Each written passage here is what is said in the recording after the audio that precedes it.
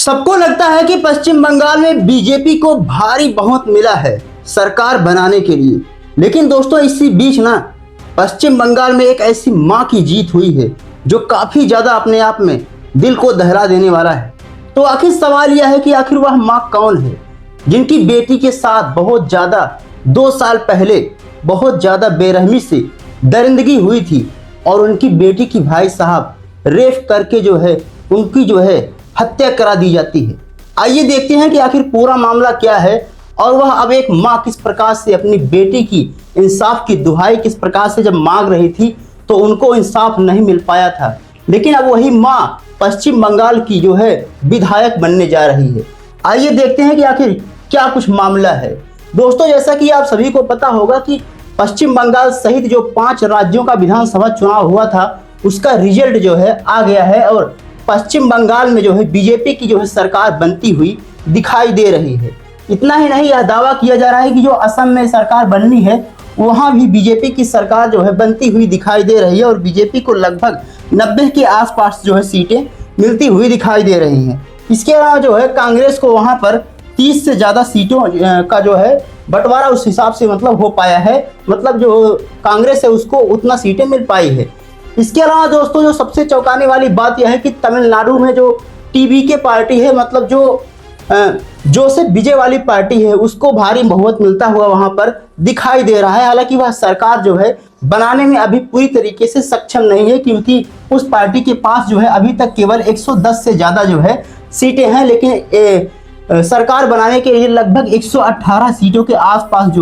भारी बहुमत होना चाहिए। कहने का मतलब यह है कि विजय जब तक किसी पार्टी के साथ गठबंधन नहीं करते हैं तब तक तमिलनाडु का मुख्यमंत्री पद का जो दावेदार हैं उनको घोषित नहीं किया जा सकता है। आइए देखते हैं कि आखिर क्या कुछ मामला है और ऐसा क्यों कहा जा रहा है कि जो बेटी थी, जिनकी बेटी के साथ 2 साल पहले बहुत ज्यादा दरिंदगी की गई थी, अब उनको भाई साहब शायद उनकी आत्मा को थोड़ी बहुत शांति मिल सकती है और उनको भाई साहब एक बार फिर से इंसाफ देखने को मिल सकता है। दोस्तों आप सभी को पता है कि किस तरीके से पश्चिम बंगाल में ममता बनर्जी के जो पार्टी थी उसके साथ बहुत बड़ा खेला होता हुआ नजर दिखाई दे रहा है और पश्चिम बंगाल में बीजेपी को लगभग 200 से ज्यादा सीटें आसानी से मिलती हुई दिखाई दे रही हैं। इसके अलावा जो टीएमसी है उसको 80 से ज्यादा सीटें मिल चुके हैं। हालांकि यह डाटा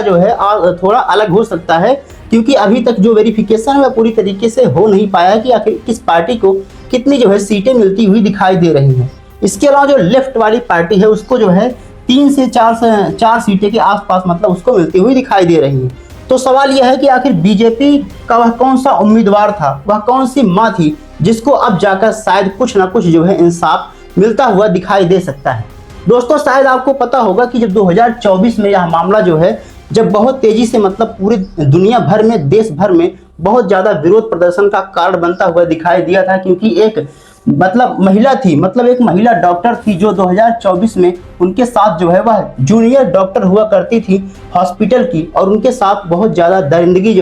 की जाती है, उनका रेप कर दिया जाता है और उनको भाई साहब उनको मार दिया जाता है जान से, जिसकी वजह से वह दर बदर उनकी माँ भटकती हैं इंसाफ के लिए कि भाई साहब मुझे मेरी बेटी के लिए इंसाफ चाहिए। इस प्रकार की दुहाई देते हुए दिखाई देती। लेकिन जो आरोपी होता है संजय रॉय, उसको आरोपी साबित कर दिया जाता है और उसे उम्र कैद की सजा अभी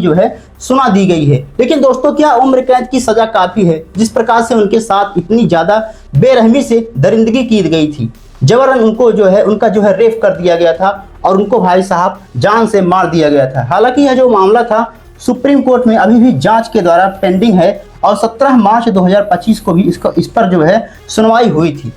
और अभी भी वहां पर सुनवाई जारी है कि ताकि जिस प्रकार का अंजाम दिया गया था, जघन्य अपराध जो इस आरोपी के द्वारा संजय रॉय के द्वारा किया गया था, उसको भाई साहब फांसी के तख्ते तक आसानी से ले जा सके। इसी प्रकार का उनकी माँ का ख्वाब था, उनके माँ का सपना था, ताकि पूरा होता हुआ दिखाई दे, ताकि उसको आसानी से भाई साहब सजा दिलवाया जा सके, ताकि कोई भी बेटी के साथ भविष्य में इस प्रकार का जघन्य अपराध ना होने पाए। हालांकि दोस्तों जिस प्रकार से पश्चिम बंगाल का चुनाव हुआ है उसमें उनको भारी बहुमत मिलता हुआ दिखाई दे रहा है और उनकी पार्टी पश्चिम बंगाल में सरकार बना सकती है। और वो जो उनका लीड जहां से कर रही है लगभग 21,000 से ज्यादा वोटों से, मतलब इस मार्जिन से जो है भारतीय जनता पार्टी के साथ जो है इन्होंने भारी बहुमत के साथ जो है जीत दर्ज किया है और वहां पर जो है अब जो है विधायक बनने जा रही हैं। इतना ही नहीं, जो इनके जो खिलाफ जो तृणमूल कांग्रेस के जो नेता थे उनको भाई साहब करारी हार जो है मिलती हुई दिखाई दे रही है। तो आप समझ सकते हैं कि किस प्रकार से वहां की जनता पश्चिम बंगाल की ये चाहती थी कि भाई साहब इस महिला को किसी तरीके से जो है इंसाफ जरूर मिले ताकि यह अपनी बेटी के लिए लड़ाई लड़ सके। जैसा कि दोस्तों आप सभी को पता होगा कि उनकी माँ जो रत्ना थी, उनका नाम रत्ना देवनाथ था और उनको जो है अब शायद कुछ ना कुछ जो है इंसाफ जरूर मिल सकता है, क्योंकि वह पश्चिम बंगाल का जो विधायक वाला चुनाव हुआ अभी हाल ही में, उसमें जो है एक सीट पर जो है उन्होंने भारी बहुमत से जीत जो है दर्ज किया है। क्योंकि आप सभी को पता होगा कि किस तरीके से जो कोलकाता में जो सरकारी आरजी कर मेडिकल कॉलेज था उसमें जो है इनके साथ जो है बलात्कार इनकी बेटी के साथ कर दिया जाता है और उनका जो है रेप कर दिया जाता है। ये वाला फोटो तो आपको शायद बेखूबी से, मतलब आसानी से पता होगा कि जो बहुत ज़्यादा वायरल हुआ था। दुनिया भर में और देश भर में काफ़ी ज़्यादा विरोध प्रदर्शन जो है दिखाई दे रहा था ताकि जो है इनको जो है इंसाफ मिल सके। उसको जो संजय रॉय है उसको जो है फांसी के तख्ते तक आसानी से ले जाया जा सके। इस प्रकार की जो है डिमांड जो है जनता के भी द्वारा की जा रही थी। हालांकि अब जिस प्रकार से नतीजा आया है बंगाल का चुनाव का, उसमें जो है इनको भारी बहुमत मिलता हुआ दिखाई दिया है। अब इनका फिक्स है कि भाई साहब ये पश्चिम बंगाल में एक विधायक के रूप में मतलब आसानी से वहाँ की कमान संभालेंगी और वहाँ की बहू बेटियों बहनों को इस प्रकार की दरिंदगी से आसानी से बचाएंगी और उस संजय रॉय को शायद जो है फांसी के तख्ते तक ले जाने में इनको काफ़ी ज़्यादा मदद मिले। बाकी दोस्तों आपको क्या लगता है कि इस प्रकार से इन्होंने पश्चिम बंगाल में जीत दर्ज कराई है, क्या वह अपनी बेटी को इंसाफ दिला पाएंगी? कमेंट बॉक्स में जरूर बताइएगा। मिलते हैं अगली वीडियो में, तब तक के लिए जय हिंद जय भारत।